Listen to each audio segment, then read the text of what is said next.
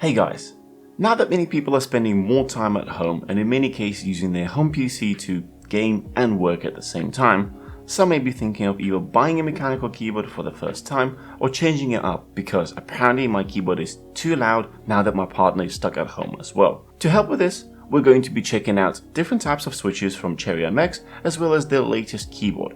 Let's dive right in. And if you're new to this channel, please consider subscribing.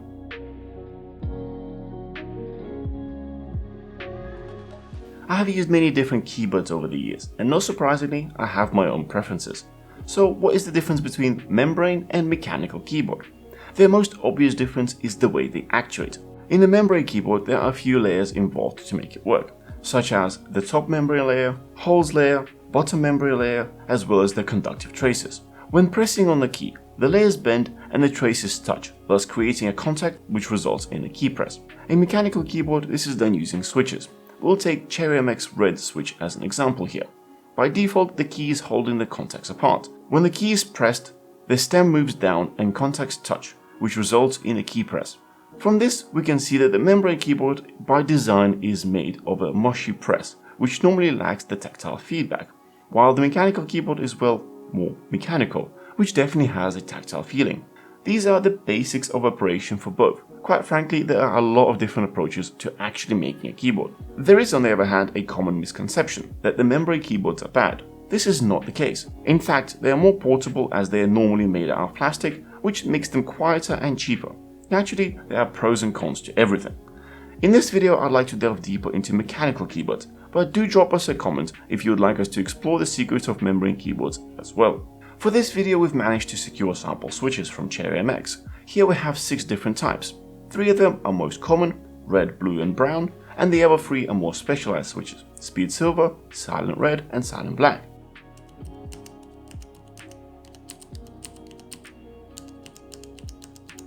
There are 4 main differences between them. The first is switch type. It can be linear or tactile. Linear switches actuate when the switch is pushed all the way down, while tactile switch will trigger around the halfway point. This is very obvious when comparing red to brown switches. In tactile switch lineup, there is also blue switch, which doubles down on a tactile feeling by also introducing a prominent click when pressed. To some, this is very satisfying, to others, incredibly annoying. The second difference between the switches is operating force, or better known as actuation force. It's basically how hard you need to push to activate the switch. Generally, switches require between 35 and 100 grams of force. From the ones we have here, black and blue switches are 60 and the rest being 45 grams, and the difference is actually very noticeable. What is the point of this though? Let's take gaming as an example. In fast FPS games, where you switch weapons or items, you want to have the ability to make an action quickly, so lower resistance may be preferred. But in more precision type games, where every misclick can lead to losing the game, you may want to go with something that holds more resistance. The third major difference is key travel, which in turn is split into 2. First is travel distance to register the input. This is on average around 2 mm, and the second is total travel distance until the key bottoms out. It's about 4 mm. There are exceptions, like these Cherry MX Speed Silver switches. They have 1.2 mm pre-travel and 3.4 mm total travel distance. The reason why you would need different travel distance is actually similar to the actuation force that we talked about earlier. And the last major difference, which at least in our household has become the most important one, noise levels. I've already mentioned blue switches. These are loud and to my wife it's like nails on a chalkboard. Then we have Silent Black and Silent Red, which retain the original functionality with the added dampening and an extra super duper feature, which is it prevents you from getting a divorce. Personally, I prefer brown switches as this is what I use on a daily basis. They provide nice tactile feedback, need a bit more force to actuate, thus making less misclicks, and sound levels are reasonably quiet. This leads me well to this keyboard from Cherry. It is Cherry MX Board 3.0S. It is the latest iteration of this keyboard, and this particular one uses brown switches. I'd call it a minimalist, full-size wide keyboard. While all the keys are standard size, the overall footprint is actually smaller than my daily driver, therefore making it a little bit more ergonomic. It does come at a cost though. The keyboard has some dedicated media keys and also shortcuts under function keys. However, there is no dedicated scroll wheel for sound.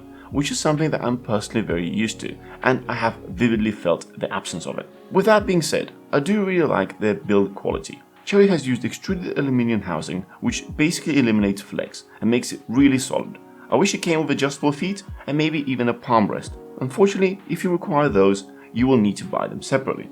One of the nice to have features is detachable micro USB cable, so if at some point that needs replacing, it is possible. The connection is recessed, so using your own custom cable will not be that easy. The most important element of any keyboard are the keys themselves, and as customary to Cherry, these are spot on.